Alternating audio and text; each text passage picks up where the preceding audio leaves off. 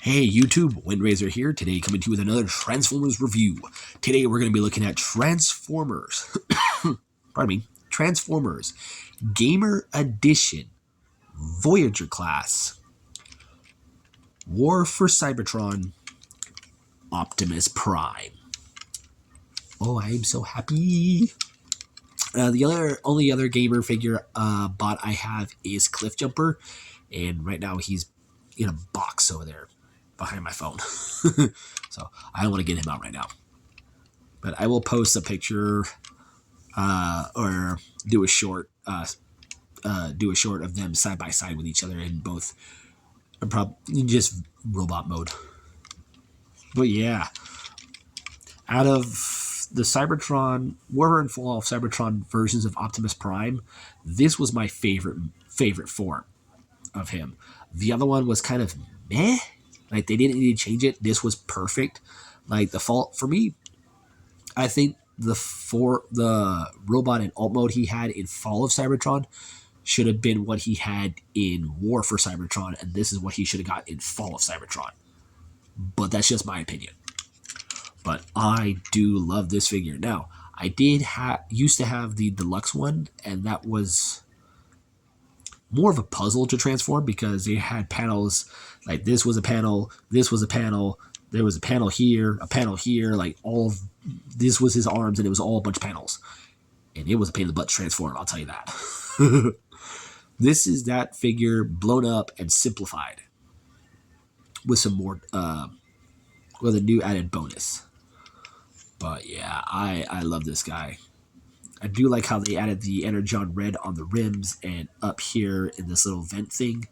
I think they could have added more like here in the bumpers and some areas on the back of the legs and everything that he'll have in robot mode.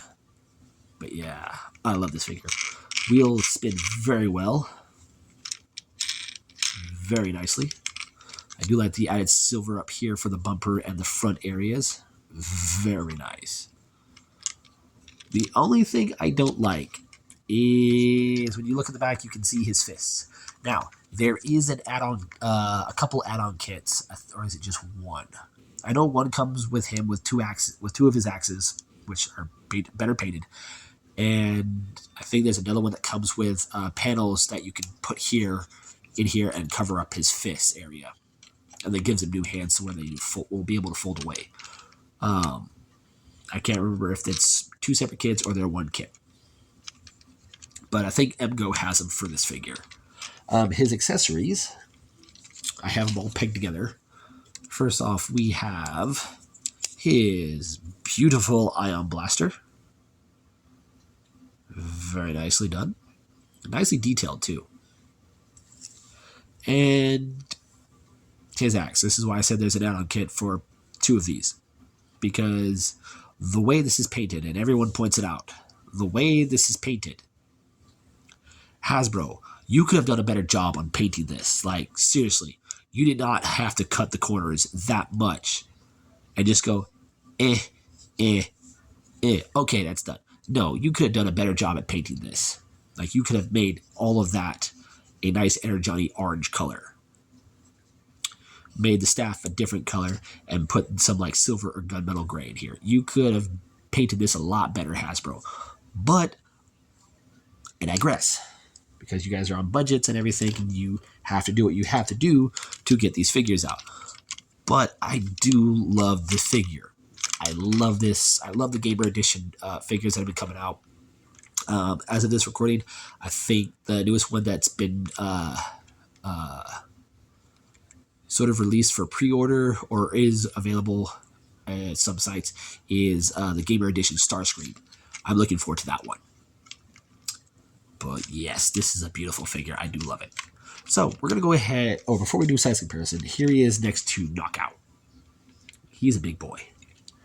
And during Knockout's review, when I did a size comparison, I called him Swolimus, as in swole. You'll see why. So, to transform him, first we're going to do is take these panels here, and we're going to pop those to the side. You do that, just go ahead and fold these down like so. Next, we'll take this panel, flip it up.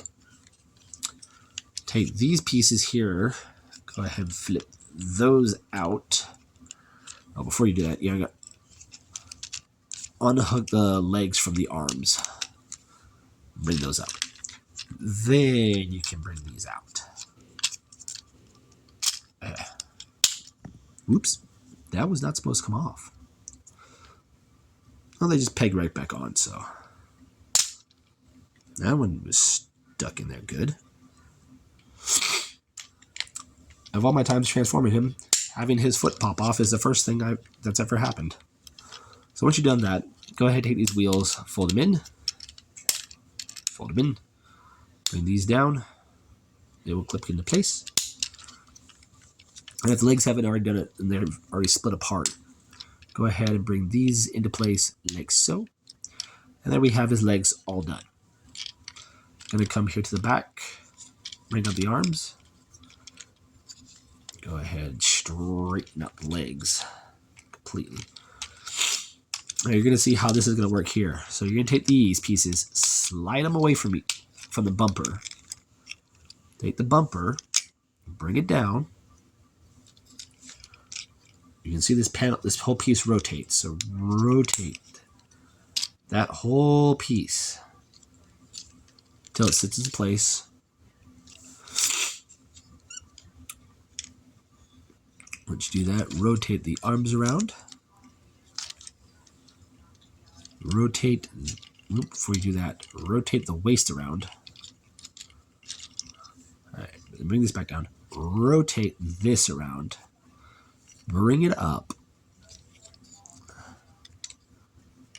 And you're going to want these to slide in.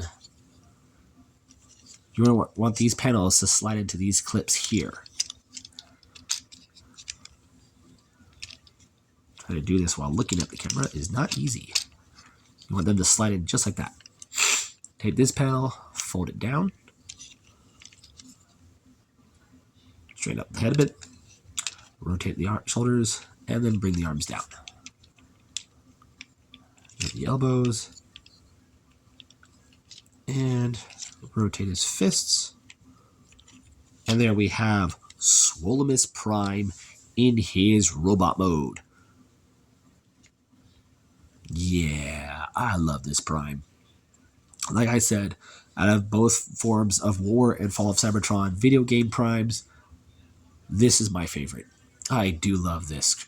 He's like beef, how Prime should be beefy, ready to fight and everything. Nicely done. I do love the details on the chest, as well as the fake bumper. You got some Energon red here in the waist. I know in the other toy, the original version of him, he had more of it throughout his figure. Like he had it on his forearms, he had it on his knees. He's got some Energon red here in this chest piece, but he had more of it throughout his figure. Posability, head is on a ball joint. Yeah, so there's a lot of wiggle, full rotation. Arms can do a full 360. There's a hinge for in and out. Bicep swivel.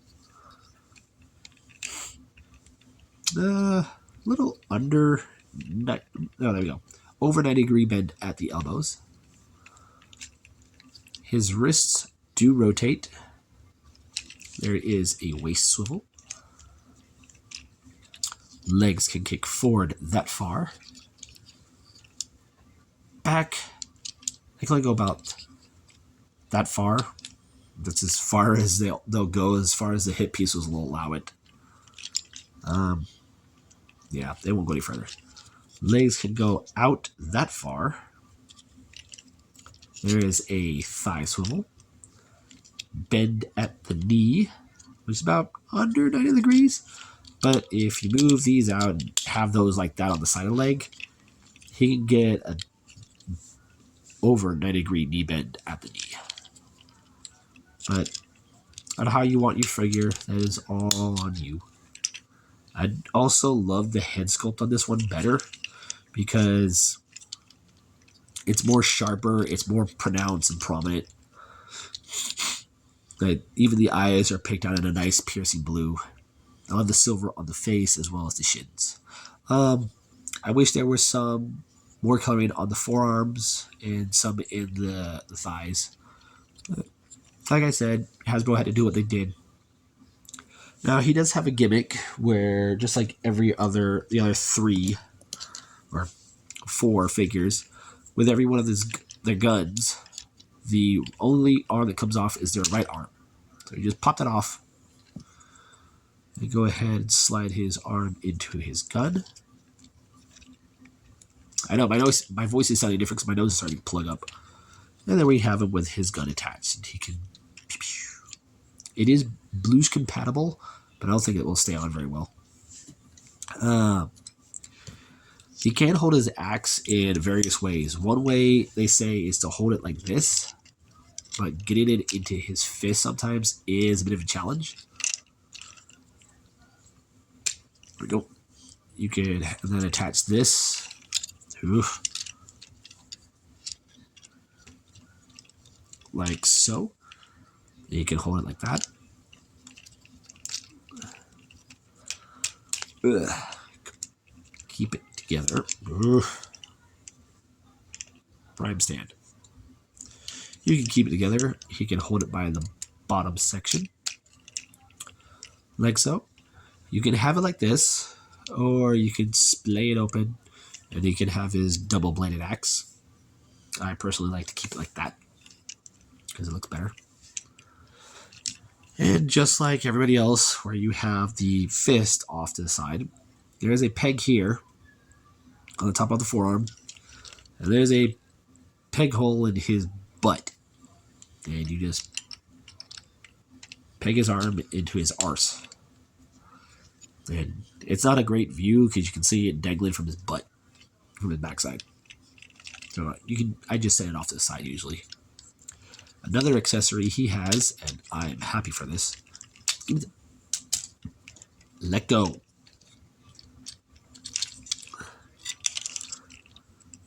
He can't hold it though, but if you open his chest up, he does have the Matrix of Leadership.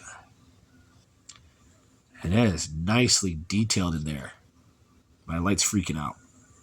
Nicely detailed. It's a tiny matrix, just like the video game.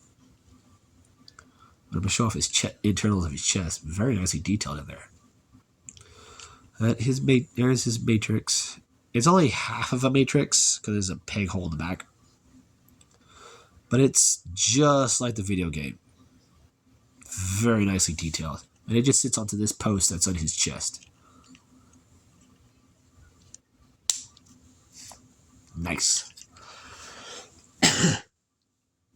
Side-by-side comparison. Here he is next to Crasher. And here he is next to Battle Trap. And I say that loosely. And just for the hell of it, or heck of it, here he is next to Grimlock. I hope they make a Gamer Edition Grimlock, because that thing needs to be updated badly. Like the Fall of Cybertron Grimlock that came out for the Universe line way back when. It was a good figure, good robot mode, good dino mode, good transformation. But it needs an update because the way how that thing transformed, there was a hollow bit under the chest. So, Hasbro, please give us a Fall of Cybertron Grimlock Studio Series. Please. If you agree with me on that, give this video a like. But yeah, there you have it. There is my review for the Transformers Gamer Edition Studio Series Optimus Prime. I'm Windrazor, and we'll catch you on the next review.